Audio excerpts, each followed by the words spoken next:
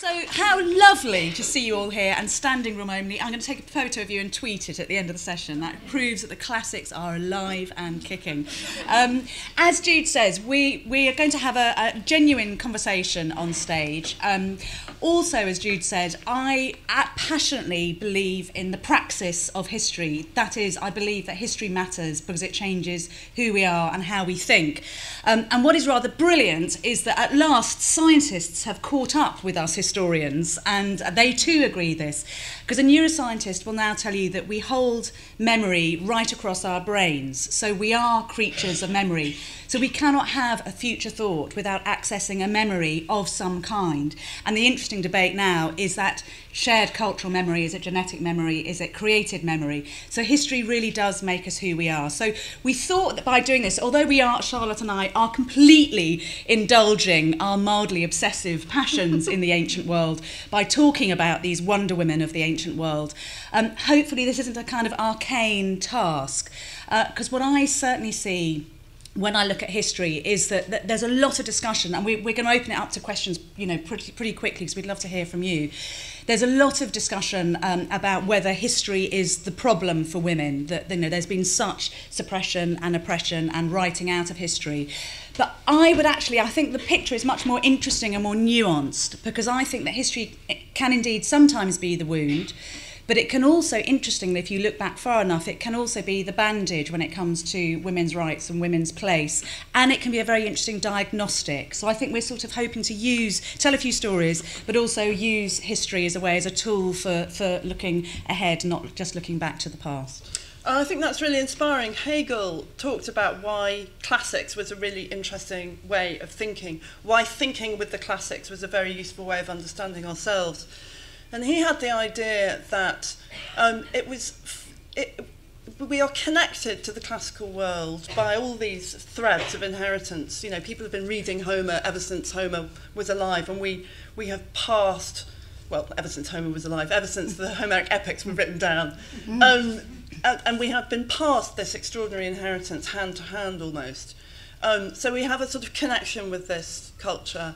On the other hand, it's sufficiently far away from us that it allows us to be able to discuss ideas that can be difficult if we confront them head on in our own culture today. So there's this sense of separation at the same time pulling together. And Hegel thought that the classics was the most useful tool to be able to understand the other. And for me, understanding the other is probably the most important task we have today in all sorts of arenas. And if thinking with the classics can help us to do that, then I think it's a very useful thing to do. Yeah. Just sorry to chip it up. I have just been in Dubai this morning, and we were talking about women's issues. And that's it. I was saying Bethany's putting the international into International Women's Day. But we had a very fantastic session with Anita Anand, who's also kind of made it here, and we were talking about domestic violence and rape, and it was really interesting that Herodotus has this fantastic line about rape. He says that the definition of a tyrant is he who allows the ravishment of women and imprisoning men without trial. And we actually found in a very charged room, because it's a big issue, domestic violence is a big issue here, and it's also a big issue in the Arab world, that actually just using Herodotus as a for instance gave us, as you say, it's almost a kind of neutral way that you can then debate something and come up with positive solutions. So sorry to it's a wonderful intervention. And I mean, we thought we would just kind of chat. And by the way, I have never been in a room with so many women when I've been talking about classics. And I have to say, usually there are a lot of men of a certain age, and it's so fantastic. It's so fantastic, and it's really fantastic to see men here as well. So don't feel we do love the men of a loved. certain age as well. But we thought we would, just as a way of structuring our conversation, we talked broadly chronologically, which means that I get to ask Bethany a question, because Bethany knows rather more about everything than I do, but particularly prehistory. I come in where there's lots of lovely writing and poetry and history writing and stuff like that. But the notion of women in prehistory in these worlds that we are interested in, what become the classical worlds, is not a subject that I know that much about. And I know that there are interesting things to say about women in that context, Yeah, Bethany? there are, because there's this, inconvenient truth that we have always been 50% of the population, usually slightly more than 50%, but we only occupy about 0.5% of created histories. So clearly there's a bit of a gap there, and we've got to try to fill that gap somehow. And one of the things that I find very helpful is to use archaeology, and that means that we can look back much further in time. And although we hear that women are written out of history, really interestingly, if you go right back to the birth of the modern mind, so we're talking about 40,000 years ago, to be honest, if you look at the archaeological record then, you can hardly move for women. Women are everywhere, and this critically does not mean that they were matriarchal societies early on. I think we make a real mistake if we imagine, because we're used to this idea circulating that there is or could be or has been one true God. There was a moment in time in kind of academic thought where we went, okay, well, clearly that used to be a goddess, so it used to be a mother goddess. And actually, the people of the prehistoric world didn't think like that. They lived in a world where there was no word for religion, where gods and goddesses and spirits were everywhere and in everything. It was an animist world. So actually, there were lots of different kinds. But what is fascinating is that if you look at all the created figures of humans, and if you were to bunch them all together between 40,000 BC and around about 1500 BC, 94% of those are of women. So the world, and we're talking about across the world, wants to understand the female form.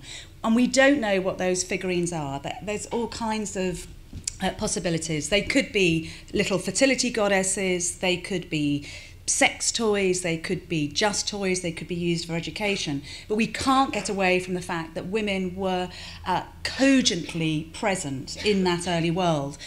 And then if you follow that train, there's lots of women that start to kind of suddenly appear. They kind of come out of the dust.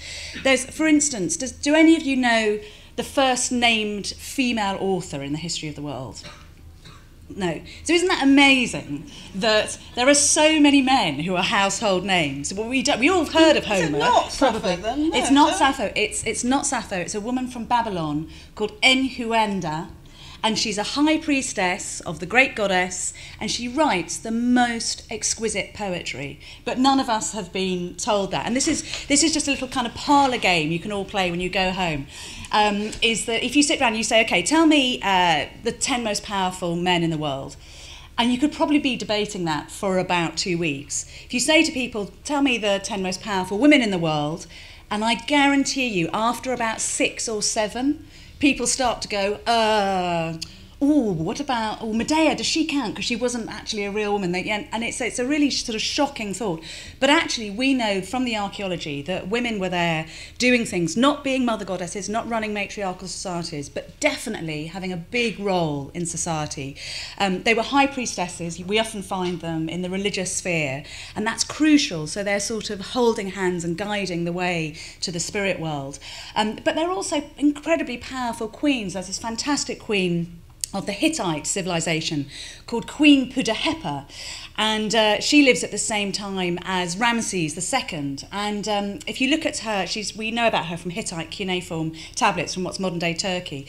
And if you look at her story, she's this sort of kind of mother elephant kind of ticking off all the rulers of the world, so that she sends over one of her daughters to go and get married to somebody in Ramses' court. And Ramses writes back and complains that she hasn't sent enough dowry with this princess.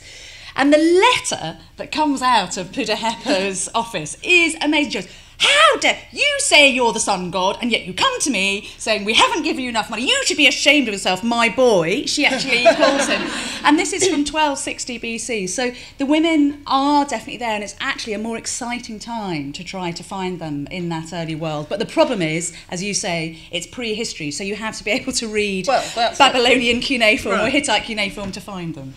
But I'm wondering, Bethany, if we see the traces of that kind of world, maybe shunted east a bit, but perhaps not that far east, in the Homeric epics, because in the Iliad and the Odyssey, obviously the Iliad is a poem about fighting wars, and the Odyssey is a poem about a man trying to find his way home after a war. But the Iliad, to a much smaller extent, and the Odyssey to a huge extent, have got extraordinary women in them. And the Iliad, of course, the whole war is provoked by a woman, by Helen of Troy, and she, in fact, is an incredibly wonderful and enigmatic and important figure in the Iliad. She's the person who last speaks in the poem, this extraordinary lament to the hero Hector, saying, you know, you're dead now and nobody will understand me any longer. And, you know, it's a kind of peculiar and extraordinary piece of rhetoric. And even though she has been such a scourge to these peoples, the peoples of Greece and the people of Troy, when she walks along the battlements of Troy, it's like the girl from Ipanema and all the old men of Troy, you know, they can't help looking at her and thinking, my God, that is an amazing woman. And she also has this wonderful capacity to see what is going on in Troy. There's a moment where she is, not only because she's standing on the, she literally stands on the battlements at a certain point and explains to Priam who all the Greek troops are, rather implausibly in the 9th year of the war, but never mind. But also we are shown that she is weaving a tapestry about the events of the war. And there's something about, you know, she's an artist, she's a memorializer in a kind of strange way, maybe she's a historian, but she has a sense that these events are important and astonishing and somehow worthy of being made into a piece of art. So I'm talking too much about Helen because you've written a book about Helen. But do you think this is in other words, the rather extraordinary women in Homer are not, they're not like the women we encounter in, as it were, classical Athens. Women are given a very different rap.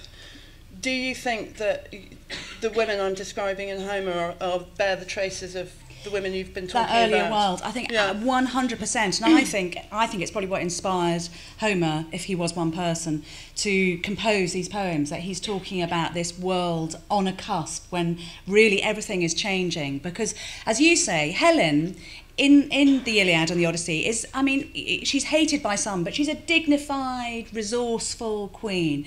And that moment that you describe when she walks on the battlements and the men say, what beauty, terrible beauty, beauty like that of a goddess. Interestingly, they're not talking about her face. They're not saying, oh, she's got nice hair or nice tits. They're basically saying she's got this extraordinary charisma that makes men do things they don't want to do, that she's got a power over the world as goddesses have. And it's not until much later, it's not until the 4th century AD, so, you know, 1,000 years or so after Homer was composing, that we actually hear very detailed descriptions of what Helen looked like. So she wasn't the face that launched 1,000 ships, actually. People didn't really care what she looked like. They cared about what she did and what she made men do. So I think it's absolutely remembering that time. And really critically for me, there's this very interesting conflation in both Homer and in these earlier figures that we find of sex and violence, basically, of kind of delight and death all wrapped up in the figure of a woman. And the Greeks called it eros, love, and eris, strife, and where eros went, eris, strife followed when it came to a woman. And I wonder, I've got a mad theory which I'll share with you. I wonder if there's something quite interesting going on here. That if you look at the really earliest temples and settlements that we have, at the moment the ones that we've discovered are in Turkey, they both happen to be in Turkey. There's an amazing temple at a place called Göbekli Tepe, which is about 11,000 years old. So this is far older than we thought there should be temples, because this is when people are still hunter-gatherers, they're nomads, so they're not supposed to be settling down and having group experiences. So it's interesting in itself, because it looks like maybe religion created society rather than society creating religion. It looks like people needed to find an excuse to get together, and they sort of, you know, invented this religious experience to do it in. If you get a chance to go, don't go now, because it's a bit close to ISIS, or about 7 miles away. So I wouldn't, you know, unless you're feeling very brave, don't pop down there. I hear tomorrow. they're really nice to women. They love women. Oh yeah, you know, they love empowering women, I'd say. But it is the most amazing place, and if you go, just Google it when you get home, because we're talking 11,000 years ago, so it's 7,000 years, you know, before Stonehenge, for instance, and it's this huge temple with 16-ton blocks of stone, carved with these amazing gargoyles and creatures and fantastical images. And if you were to see it just sort of neat, you might say, oh, you know, has that come from a 13th century cathedral in France or something? So it's an amazing place. And what's really interesting, that there are rampant lions there, and the image of the woman, which has been scratched onto a stone in Göbekli Tepe. So it's a naked woman, and she's got her legs, and we're not going to demonstrate it because it's a bit rude. You love demonstrating. I think I've actually got a hole in my tights, so that's why I'm not going to split my legs completely. But she's sort of crouching with her legs wide open, and basically everything that can be going on with your vagina is going on in this painting. So she looks like she's, excuse the language, being fucked and giving birth and having her period at the same time. So it's kind of, you know, it's all happening. So obviously this is what, you know, is being celebrated in this image of a woman. And then if you go to this place called Çatalhöyük, which is the first town, you get these beautiful, fat, fecund women, these prehistoric stone women. But there's a really, really interesting one there. And this is relating to the kind of sex and violence, eros and eris question. That she's beautiful, fat, fecund, what you expect, big boobs, big tummy, big thighs. And then if you turn this figurine around, something a bit more sinister starts to happen, and her flesh starts to melt away from her bones. And from the back, all she is a skeleton. So it's just a backbone with ribs and her hip bones. And I wonder if what that society thought is that women were bringers of both life and of death, because at that time we know as many children were stillborn as were born alive. So whether actually in the heads of that early civilization they thought women are amazing, they can produce other humans, that's an amazing thing, but they can decide whether they're bringing death or life into the world.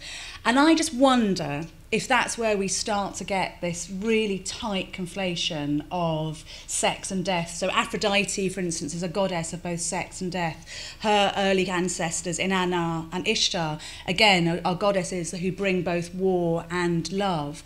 And I wonder if actually what, for instance, Helen is a kind of dim memory of that very firmly held belief for 10,000 years or so of human history, where that is what women did. So you definitely didn't mess with them. You know, these were creatures who absolutely commanded and demanded respect, which would also explain their equal standing in the world to men. Yeah, you get that sort of Bellona, who's, you know, that's shooting forward a very long time, but Bellona, the Roman goddess of, you know, really vicious warfare, you know, she's a very curious figure. It's amazing how, you know, so you have these very warlike male gods like Zeus and Mars and Ares and all the rest of them, Mars, Ares, but also these rather extraordinary figures of the... Yes, and as you say, you know, the women in Homer are real as well. They're not just, I mean, obviously they're sort of mythologized versions of, but they are supposed to be real. Helen's half divine. She's a daughter of Zeus. She's a daughter of Zeus. Special. Do you know the story of that? There's a very good story of how Helen was conceived. Is that she had this perfectly beautiful mother, Leda, who's the queen of Sparta, who was bathing down on the banks of the river Eurotas, and Zeus espied her from the heavens and was so enraptured with her that he had to have her kind of there and now. So he turned himself into a swan and came down and raped her. And slightly oddly in the ancient world, it's very, very, very, very, very popular image, this. So on your little torches, on your drinking cups, even on your headstones, you would often say, oh, I know what I want. When I die, I want to have an image of a woman being raped by a giant swan. That's how I want to be. But it's really, you know, it was extraordinarily popular. And because of that, Helen was half mortal, half divine. And born out of a lovely egg. And born out of a lovely egg, exactly. And that was why people said she was white, because her father was a swan. But I think, sorry, we're totally going off kind of pieces, but I think it's because the women of the Bronze Age, very interestingly, again, if you look at these images of them you can see them from Mycenae and Tiryns and Pylos, and Minoan Crete as well, they're very, very, very white. They've got white faces and white breasts and white arms. And they wear dresses cut away to the waist often, so they've got their bosoms out. And again, people have always said, oh, was that just a sort of artistic trope of portraying these women as paler than men because they were the kind of softer, you know, the female of the species. And I think that's bollocks. I think that actually they were, well, in fact, we know from the graves of these women that they were covering themselves with white lead paint on their face and their chests. And that might be why most of them are dead by the age of about 28. That they're poisoning themselves. So anyway, so you do have this real life situation, which I think Homer is remembering, of these powerful, potent, aristocratic women who are a bit scary because are they still like these creatures of the night that can bring forth? And then also the odd thing is that they always die when they're very young. So they're kind of mothers at 12, grandmothers at 24, dead by the age of about 28 or so. And then the other side of the coin, poem composed broadly at the same time, so 8th century BC, so we're still, you know, the very early kind of cradle of Greek literature, are the poems of Hesiod, which also very strongly bear, in fact more strongly than Homer, in fact, bear these traces of being rather Eastern, rather sort of Asia Minor, as it were. Hesiod wrote 2 poems, Working Days and the Theogony. The Working Days is a poetic farming manual. And the Theogony is a wonderful, it tells you about the gods, tells you it's one of the sort of early storehouses of Greek mythology. But you start to get a different picture of women in these 2 poems. Working Days, which, you know, is telling you what time of year to sow your crops, and you know, it contains the instruction, don't let that woman with her fat arse wiggling it at you. I'm paraphrasing, but only slightly. Don't let the woman with her fat arse wiggling at you in your barn, you know, distract you from the work that needs to be done. So you're getting a slightly different picture of women as pernicious. Yeah. And of course, one of the most famous stories in the Theogony, the other poem, is about Pandora. When Pandora opens her box and lets out all the evils in the world, leaving only hope caught under the lid. It's perhaps not a box so much as a lovely jar in the original Greek, if memory serves. That's absolutely right. But we're starting to get a sort of slightly more repressive, and perhaps that's a more, those tropes are more recognisable as the centuries pass, and we find ourselves in classical Athens, where where there's a much more sort of sense of so the very famous text about women in 5th century Athens is from Thucydides, the history of the Peloponnesian War, and one of the most famous passages of that text is Pericles' funeral oration, which is an extraordinarily moving oration given over the bodies of the war dead.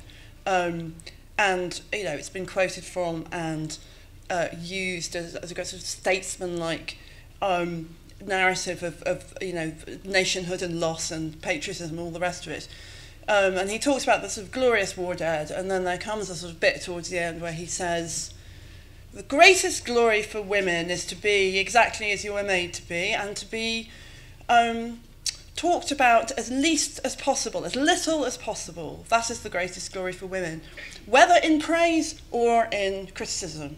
So, you know, it's wrong to be talked about in any way, leave alone, you know, to be praised. And you get this sense of the repressed Athenian woman, I think particularly strongly in Plato, don't you? Because Plato writes of Socrates, and Socrates' wife, Xanthippe, who we also understand to be quite an aristocratic, you know, well-born woman connected to one of the great political families of ancient Athens. Her name means golden horsey, doesn't right, it? So she's a posh girl. But she comes off, my goodness, she comes off as a shrew, doesn't she? Always complaining, very, very silly, sort of classic, almost a sort of classic shrewish irritation, who certainly doesn't certainly doesn't have any place in these wonderful philosophical dialogues. So Something's happened. Something has definitely. There's been I would say, a degeneration of society. Call me old-fashioned, but I think, you know, and if you look exactly as you say, if you look at how in classical Athens, so we're talking now 2,500 years ago, how women are described. Hesiod's very interesting. So Pandora, the first created woman, and Pandora means the bringer of all. So again, it's the bringer of both life and death. Interestingly, and in some versions of his poetry, he doesn't actually give her a name. He simply calls the first created woman the Kalon Kakon, which means the beautiful evil thing.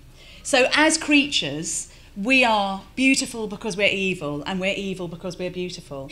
And if you can imagine, Hesiod and Homer were kind of as close as you got to a Bible in the Greek world. So these were words that were shared and spoken in collective spaces, you know, week in, week out. So that idea was drummed into the heads of the men and the women of that time.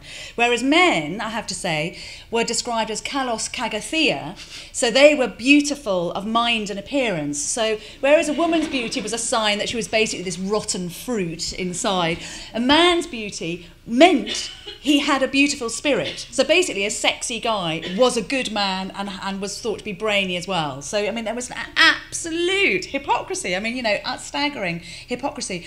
But the issue for all of us is that these are texts which became the canonical texts of both Western and Eastern civilization. You know, Aristotle, who follows on from Socrates and Plato, really clever guy, brilliant man, but my God, it makes you sick when you read what he writes about women. So he talks about women as deformed versions of men. He says that, you know, this kind of horrible light comes out of their eye, and that's how you fall in love with them. And he's proved it because he holds up a glass and the glass goes darker when a woman looks at it. So he's got scientific proof, you know, that it's just generally bad news, and they're sort of leaky. It's very funny. He's obviously very anxious about periods and everything, so he sort of says, well, they sort of leak and kind of ooze the whole time.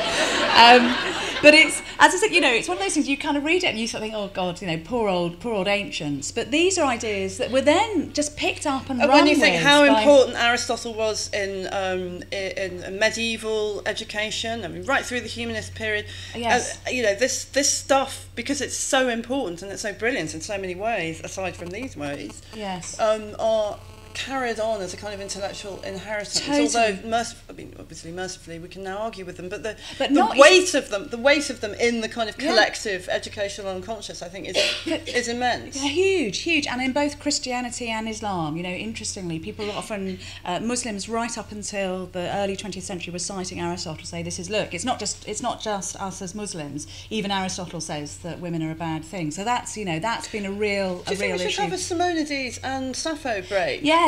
Because Simonides is grist to your mill. I'm breaking our very.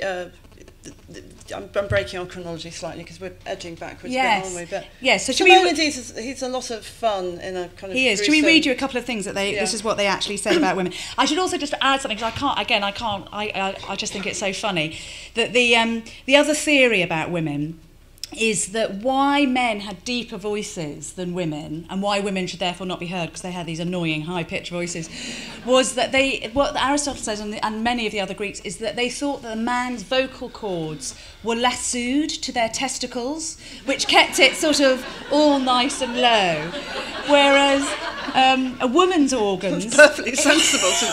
I know. People do tend to talk with their balls, don't they? Yeah, maybe it's true. But whereas a kind of woman's vocal cords, and indeed her womb, was thought to sort of wander hysterically around her body, and there was this brilliant. That was a going concern till the 19th century, wasn't it? I mean, you know, these are ideas that have stayed with us. Totally. And the Greeks had a solution for it. They used to have this sort of ladder festival when they'd get girls to walk up ladders, and they'd sort of shake them very vigorously to try and shake their womb back down out of their throat and thing. I mean, you know, so mad. But as you say, these are ideas that continue. In my time at the BBC, and actually the person responsible is still at the BBC, said that women can't do commentary on documentaries and voiceovers because they have annoying voices. So, you know, doesn't surprise me. And actually that was a woman who said that. So this is the issue, isn't it? That's how kind of far. It's not just a silly public school boy who should know better. Anyway, shall we have Oh, Simonides, and then we'll do Sappho and cheer up a bit about women. Yeah, exactly. So this is the last bad bit, and then we're going to work towards a happy solution. Simonides was very popular. He was a Cycladic poet, and this is his version of what happened with the creation of woman. From the start, the gods made women different. So he's been writing about how wonderful men are. One type of woman is made from a pig. She's a hairy sow whose house is like a rolling heap of filth. She reposes on the shit pile, growing fat. Now, she's one type. There's another type that the gods made from a fox. She's pure evil. She's aware of everything. This woman misses nothing, good or bad. She notices, she considers, and declares that it is good and bad, and that bad is good. So she's got an opinion, which is, of course, very troublesome. Her mood changes from one moment to the next. One type, another, is from a dog. She's a no-good bitch, a mother through and through. She wants to hear everything. She wants to know everything. She wants to go everywhere and stick her nose in everything.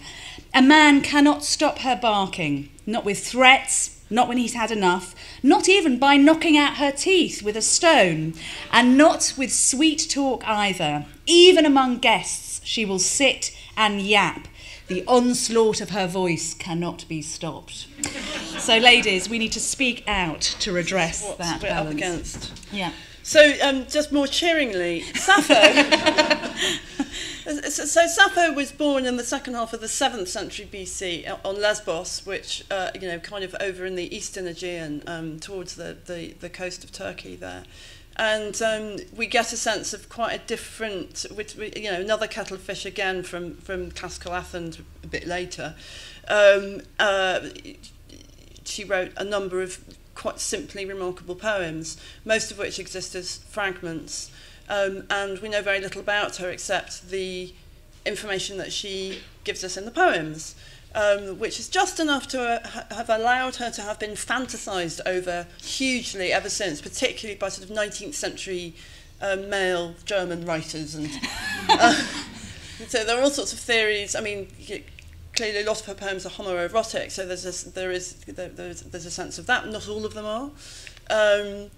There are some rather lovely 19th century books that have this idea that Sappho might be somehow presiding over a lovely girls' boarding school almost. This sort of rather decorous, Sappho is a sort of finishing school mistress.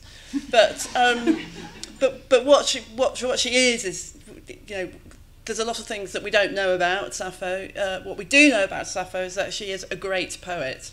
She's an absolutely astonishing poet. And perhaps a lot of people will remember that last year an almost complete poem of hers was discovered, which told us a little bit more about her, that she had, talked about her brothers and how she's kind of waving them across the sea. It was the most extraordinarily exciting moment when that poem came to light, because there's so little of her and it's so fragmentary.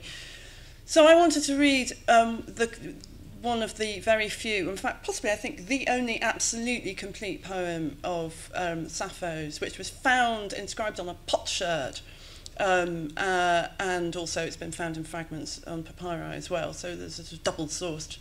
And it's a beautiful poem, I think. It's an invocation to the goddess Aphrodite. I'm reading it in a translation by a lovely man called Stanley Lombardo. Down from the mountain top and out of Crete, come to me here in your sacred precinct, to your grove of apple trees, and your altars smoking with incense, where cold water flows, babbling through the branches, the whole place shadowed with roses, sleep adrift down from silvery leaves, an enchantment. Horses grazing in a meadow abloom with spring flowers, and where the breezes blow sweetly. Here, Cyprus, delicately in golden cups pour nectar, mixed for our festivities. Beautiful. Yes, really beautiful. So Cyprus is the goddess Aphrodite, and she's sort of inviting her into this wonderful sacred grove, which I think, is sort of an invitation to all the senses, the sense that these are blossoms, scented blossoms, and the water, which you can kind of, the stream, which you can sort of see dappled behind the beautiful leaves of the trees. It's the most wonderful, sensuous, gorgeous thing, and very cheering in the light of Simonides. It is. There are women's voices that we can... Yeah. And also, interestingly, when she writes about Helen, she says it's not Helen's fault. It's Aphrodite. It was kind of set in the writings of the gods. This is what would happen, and Helen was just a pawn in Aphrodite's arms. So she's kind of much more pro Helen. And one of the wonderful things about Sappho is her relationship with Homer. So I suppose all poets, in a way, forever and evermore, have been reacting to Homer. And Sappho very consciously argues with, as it were, rewrites, rethinks Homer. And it's extremely, it's a very dynamic process of thinking about another poet in poetry, which of course people have been doing ever since. But the issue, and I wonder if we should open it to the, I don't know what time is. We are a couple of minutes away from so that we can kind of hear what you want to hear about as well. Talking about women's voices. Exactly. Yes, only 2 women's voices allowed today. No, the issue is the women that have come down to us through history, both in literary terms and in real historical terms, are more often than not these kind of femme fatales. That's how they've been remembered. As you said, Sappho was an aristocrat. She was possibly a priestess. She was much admired, actually, in the early ancient world. That's why she survived. Which is why she survived. And yet, everybody goes, Sapphism and Lesbos, and, there's been this sort of frisson that's been put onto her that just isn't there. Or it is there in the poetry, but not in the way that it's been applied to her. And it's the same with all those other characters that we know. So Cleopatra and Boudica, what we remember of them is that these were kind of sexually voracious creatures who nearly brought about the end of civilization as we know it through their lustful pourings of heroic men. So we just need to kind of collectively try to redress that balance, because, Cleopatra is a very interesting example where actually, interestingly, if you talk to Islamic scholars who look at the Arab texts about Cleopatra, there's none of that in there at all, because they haven't got a kind of Roman bias about this. And they just talk about Cleopatra as the blessed one. They remember her as being a philosopher and a mathematician and a poet, first and foremost, rather than any of this kind of, sexual goings-on with these Roman soldiers that came over.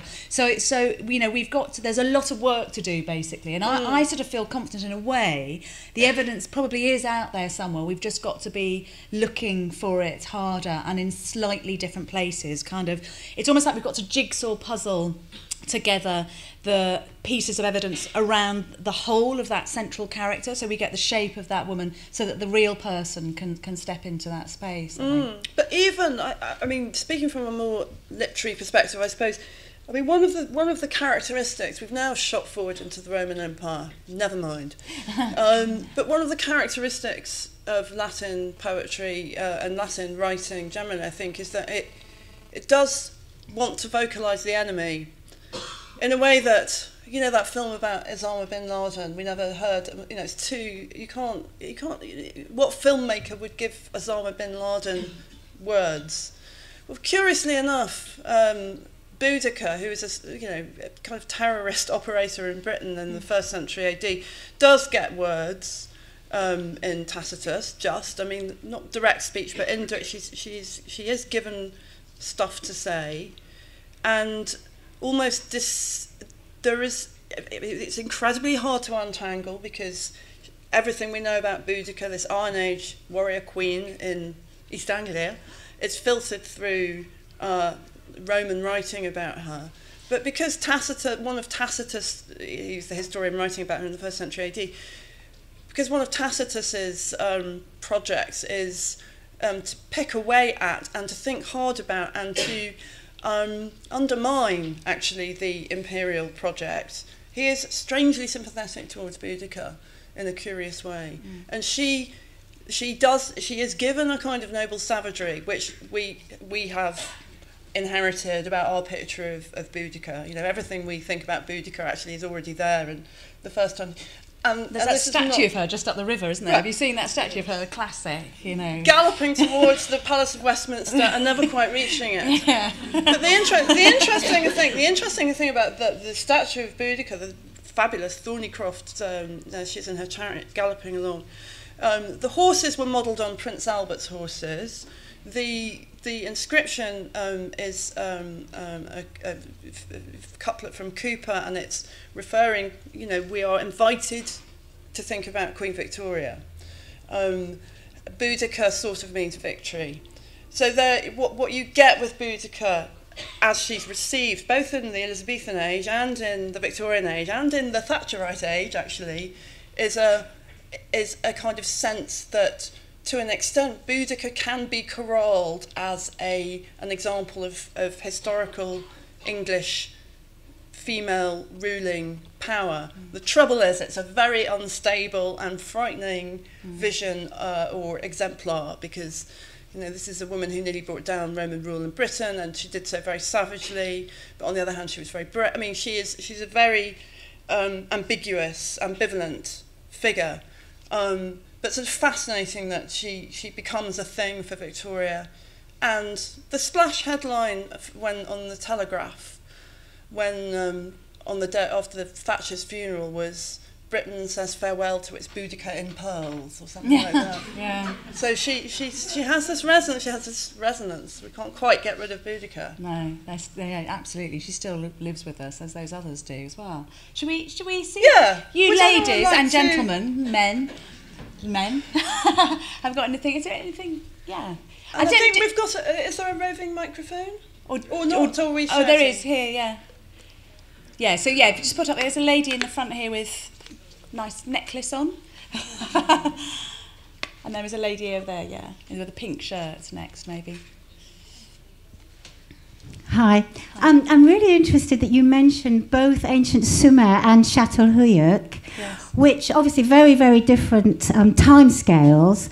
But it's very, Çatalhöyük itself, it seems to me from the evidence, from Mel art and so on, was a fairly egalitarian society. Yes. And even though women were the priestesses, it was very egalitarian. And I'm thinking about how we can use ancient history to change the world as it is now. Yeah. And I think it's very important going back to places like that. And then what exactly, and I'm wondering what you think, actually happened? Because Sumer, there was this song of Inanna, where Inanna is said to have been lost. Where is my home, she says. Yeah. Where is my nest? Yes. I have lost my home. So even in sort of 2000, 3000 BC, there was already a longing for the earlier times, which were even more important for women. And I think our movement today wants to combine, I feel I want to combine more egalitarian ways of living with the divine feminine. Right on. I completely agree with you. And so it's a very interesting question. That so the sort of two parts of it really. The first is that you're absolutely right. So Çatalhöyük, which is this first town we were talking about, which had the figurine with the strange skeleton at the back, it seems to be men and women have equal power. So this is what I was saying. They aren't matriarchies. It's just that women have potency in society. And isn't it interesting that when you've got to do a really important job, like starting civilization, you give both men and women a role to play? And I think that's what we have to think, that is a perfect role model for us, that it only works if we both love one another and respect one another and work together to make the world better, as they did in those early civilizations. It's a fascinating question of kind of what goes wrong, what's happened that's changed things. I'm not alone in this. What we think we're seeing is that you have these civilizations that create themselves, the communities, the populations become stable. So basically there are enough children being born to kind of keep the population fed, so enough farmers who can then grow the corn, etc., etc. So the populations are stable. They're also incredible. So they're producing beautiful artworks, amazing poetry, beautiful jewellery, wonderful ideas. We haven't got their philosophy, but if you talk to Babylonian experts like the marvellous Irving Finkel at the British Museum, he'll say, he's sure that they were sitting around, if they were making beautiful art, they were also sitting around having beautiful ideas about the world as well. We just haven't got that left over. But what happens, and this is what I think happens, and others agree with me, is that basically, and this is the great paradox of civilization, is that we get greedy. So what we want is we've got this wonderful citadel city-state, and it's all going very well, and say we're in Greece, we suddenly think, okay, we're sitting here in Mycenae, But wouldn't it be great if we had Thebes as well? And if you're going to do that, you have to have an army and you have to have a warrior class. So what you suddenly get, and we see this in the archaeology, you suddenly get a much more dominant warrior class. And for the very, very first time in archaeology and human history, you get a single male smiting god who just isn't there before this time at all. So these warriors need a man above them. And I think that's when it all changes, actually. So rather than you having these kind of priestesses who are keeping society together, you then have the soldiers of war who are basically going, and it's a big strategy of territorial expansion. And I would argue that's one of the causes of the problems in the world today. It's actually, and it's not just blokes, I'm not just blaming men at all. We have to think of ourselves. Are we being greedy? Do we want too much? And actually, isn't it better to work out how we can live together and then order our lives according to that rather than to what we want? Yes, so that's the... I think, was there a question? Yes. I think you actually answered it, because I was going to ask kind of why you think this switch almost happened. Yes. I think that is it, and what you also get there is this change between women definitely being the route to the divine, to it being you get a lot more priests as well as the high priestesses. But I think it's, as I said, it's sort of not controversial. You can see it very clearly in the archaeology, and I always love the fact the very first examples of Zeus we've got, who causes so many problems. You know, Zeus, he's so weak about the trousers, really, but he kind of starts off in the East as this puny little sort of annoyed man, like this kind of, he's only about that big, the figurines that we've got of him, but you know, with his thunderbolt. So that always brings him down to size in my head when I think of him. So the lady's got the microphone. A lady. Thank you very much for your really interesting conversation. Obviously, I'm going to go and read your book now about Helen of Troy. Both, and Charlotte's about right, Roman okay, Britain. Yeah. But as like an interested but very ignorant person, what would you recommend I now go and read if I want to know more about this? Oh.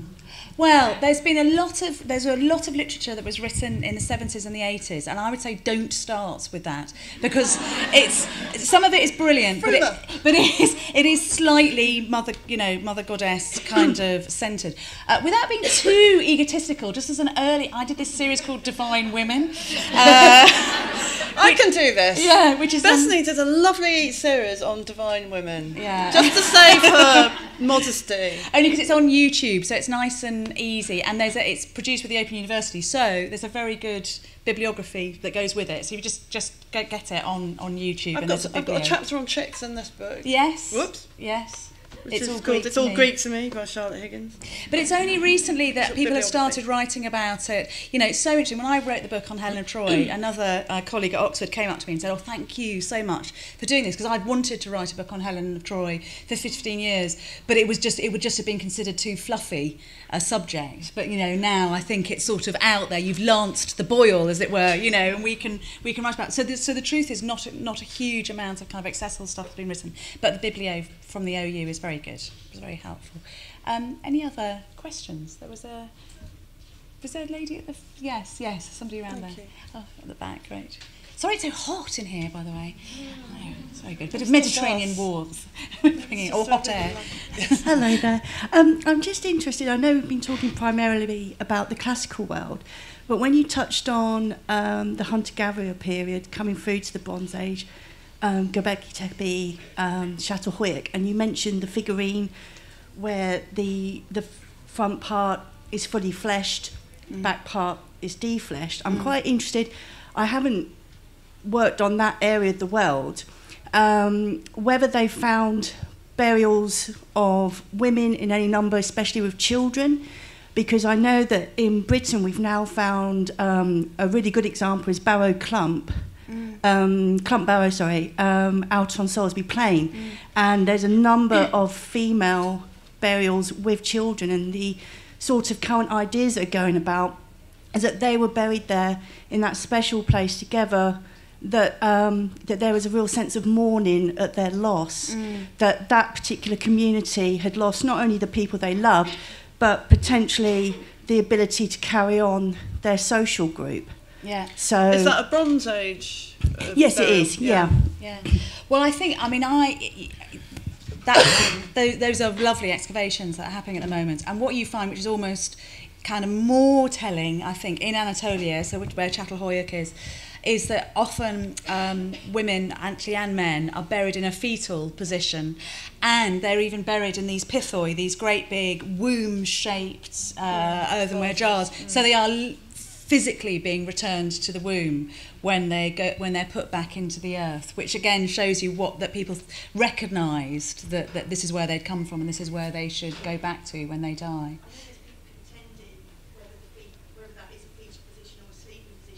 Yes. Yeah, it is. But I think we sleep in a fetal position, don't we? I've always thought that was a false distinction, because isn't that what we're doing when we curl up in bed? Or, you know.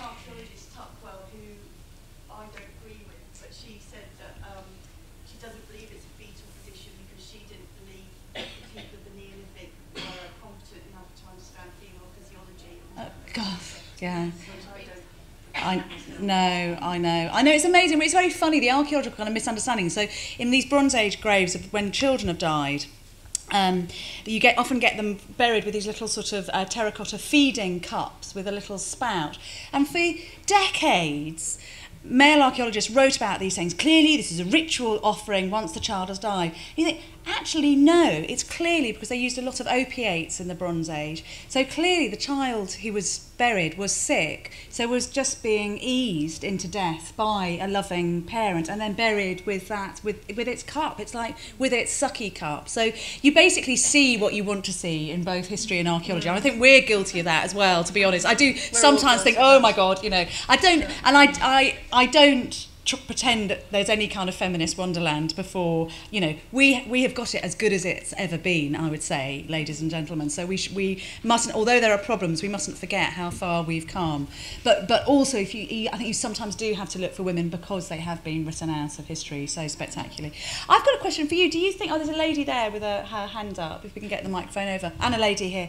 I mean, do you think that female role models in history are useful to you, or have we got enough of them, or do we need to kind of put more out into the public? Tell me maybe after we've got these. I was actually going to ask you, do you think it's right for anyone to sort of look at goddesses and see them as kind of feminist icons? Like, you could kind of put it to seeing what you want to see within that. Yes, completely. And that is a real issue. I know, and everybody said that. And again, there's this sort of, you'll know this as an archaeologist, people have all said if you look at the kind of period when the Catholic Church was dominant, if archaeologists in 4,000 years' time were looking back at that, they would say, oh, clearly it was a matriarchy with the worship of, you know, the mother and child. So you're right, you can't equate goddesses to real women.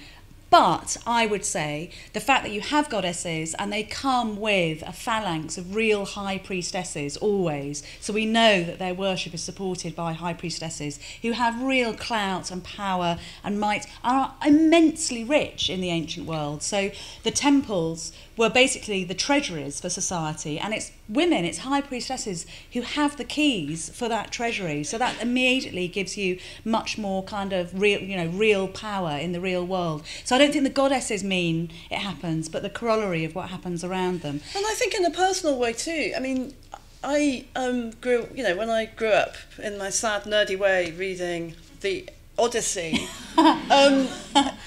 you really have to kind of cast around to find women in literature of all kinds, women who are agents of change and who are in any way an everyman figure, who can forge through the world without being defined by their biological roles or by what they mean to men. You have to try really hard.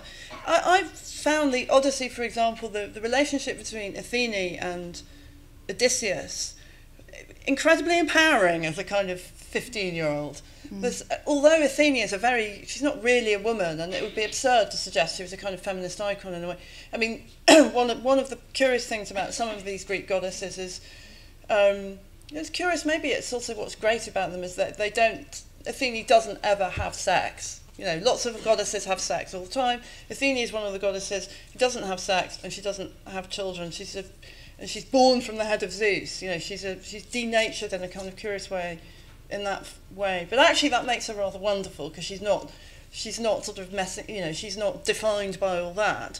She's defined by this idea of metis, of cunning and shrewdness and cleverness, and the way she acts as a mentor literally, because she disguises herself as a man called Mentor to help. But that's in fact where we get the word from, isn't it? Yeah. To Odysseus, and is his advisor, friend, helper, and she's kind of just super much more clever than anybody else. And you know, she is the goddess who helps people with technology. She's the goddess who helps men design the first boat. You know, you imagine her standing over their shoulder saying, you don't want to do that, just put that there. You know, she's the goddess of technology and making things. And on a personal level, there's nothing really to do with actual history or the way the world works, but for me, those figures were really important as a reader. Yes, yeah, I completely agree. The one thing, I think your question is interesting, because what you have to watch out for, and I had a kind of conversation with that, where there is a lot of goddess worship all around the world, hugely strong, obviously, in Hindu religion.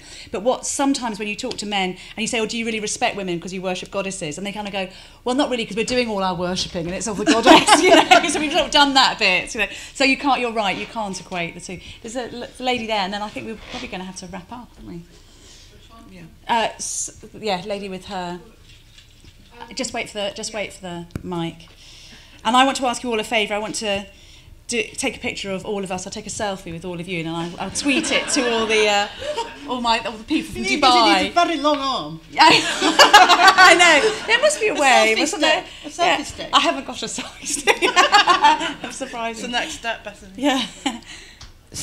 So if you say that, so I just wanted to know if these, in prehistory, these societies weren't matriarchal, are there in fact, have there not been any matriarchal societies? I think it's, and I'm thinking of, and I don't know how much of a historian she is, but Simone de Beauvoir, in the first chapter of The Second Sex, explains this whole, talks about a matriarchal society that was changed by the invention of tools. Yes. Because men thought that women were responsible for, obviously, children, but also rain. And then when they started to figure out that they could control their own agriculture, we lost, that power was removed from us. But I don't know if that's true at all. I think, sadly, much as I love Simone de Beauvoir, I don't think that is true. And I think she was writing at a time when, quite rightly, women were desperately trying to find a bit of Pandora's hope, you know, in the past. And I think why we know that's not the case is the very, very earliest hand tools, these little hand axes that you get, for instance, that we know that they're made small enough for children and for women to use. So they're like specially shaped. So we know that women were, you know, so that didn't change then. But so I think it wasn't a matriarchy, but I think, as a lady here says, it was an egalitarian society. So that feels like that's a great place to look back, even if we've got to look back 25,000 years for it. That's a great, you know, it's a great. May it long live again, I would say. I think that feels like a really good moment to stop. It does. Yeah. Can you all do me a favour? Can you just two things very quickly? So it's 600 years since the death of amazing Hypatia, who was not 600 years, Ducky. 1600 years. God, that's so terrible. I'm so sorry. That's a jet lag. 1600 years. And she was an amazing philosopher, mathematician in Alexandria. She was a pagan, very feisty woman. There was a bloke who wanted to be her boyfriend, and she waves her sanitary cloth at him and goes, "Look, really, do you want to look at this?" It's the most brilliant thing. Anyway, she was an amazing, wonderful, wonderful woman, very clever. And she was then lynched by a Christian mob and flayed alive, and her body was broken up and scattered around Alexandria, and it's the anniversary, the 1600th anniversary of her death in a couple of months' time. So can you just have a little thought for Hypatia? And to end on a positive moment, back in Babylon, with all those amazing goddesses that we were talking about, and those high priestesses, when men and women got together in a room very like this, to prove that they stood on common ground and that they were looking together to a better future together, they would make a vow to one another. And I wonder if we can just have this Babylonian vow now. And what they used to say to one another was "Anashulmi u balatu," which means to peace and to life. And I think you can't say better than that. So I'd just like to say "Anashulmi u balatu," to peace and to life, and to the brilliance of the WOW Festival. Anashulmi u balatu.